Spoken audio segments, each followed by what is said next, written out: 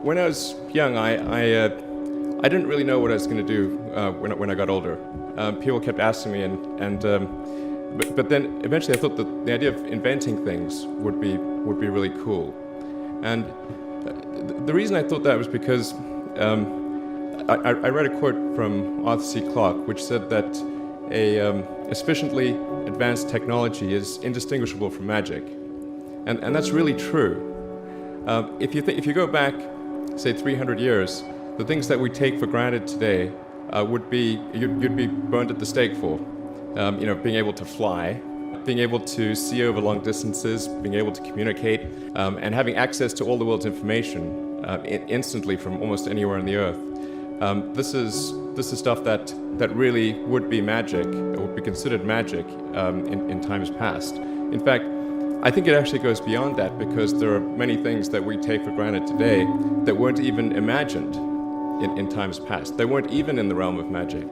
So it actually goes beyond that. So I thought, well, if I can do some of those things, basically if I can advance technology, then that's like magic, and that would be really cool. And I also had sort of a slight existential crisis, because I was trying to figure out what does it all mean? Like, what's the purpose of things? And I came to the conclusion that if we can advance the knowledge of the world, if we can do things that expand the scope and scale of consciousness, then we're better able to ask the right questions and become more enlightened, and that's really the only way forward. I think about what technology solution is necessary in order to achieve the particular goal, and then try to make as much progress in that direction as possible. I think being a multi-planet species and being out there among the stars is important for the long-term survival of humanity. But then the part that I find personally most motivating is that it creates a sense of adventure, and it makes people excited about the future. If you consider two futures, one where we are forever confined to Earth until eventually something terrible happens, or another future where we are out there on many planets, maybe even going beyond the solar system. I think that second version is incredibly exciting and inspiring, and there need to be reasons to get up in the morning. Life can't just be about solving problems. Otherwise, what's the point? There's got to be things that people find inspiring and make life worth living. When my brother and I were starting our first company, instead of getting an apartment, we just rented a small office, and we slept on the couch. And we showered at the YMCA, and we're so hot up we had one computer, so the website was up during the day, and I was coding at night, 7 days a week, all the time.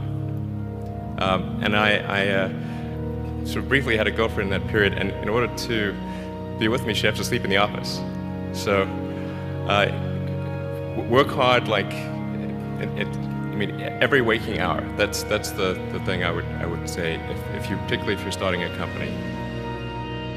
A natural human tendency is wishful thinking. So a challenge for entrepreneurs is to say, well, what's the difference between really believing in your ideals and sticking to them versus pursuing some unrealistic dream that doesn't actually have merit? And that is a really difficult thing to tell you. Can you tell the difference between those two things? Right. So you need to be sort of very rigorous in your self-analysis. I think certainly extremely tenacious, and then just work like hell. You just have to put in 80 to 100 hour weeks every week. All those things improve the odds of success. Or how do you think about making a decision when everyone tells you this is a crazy idea? Or where do you get the internal strength to do that? Well, first of all, I'd say I actually think I feel fear quite strongly.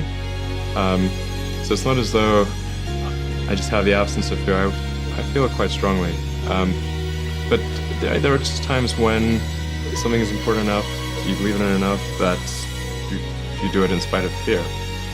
People shouldn't think, well, I feel fear about this, and therefore I shouldn't do it. It's normal to feel fear. So you just feel it and let the importance of it drive you to do it anyway? If you just accept the probabilities, then That diminishes fear. Drive overrides fear. It's about believing in the future and thinking that the future will be better than the past. And I can't think of anything more exciting than going out there and being among the stars.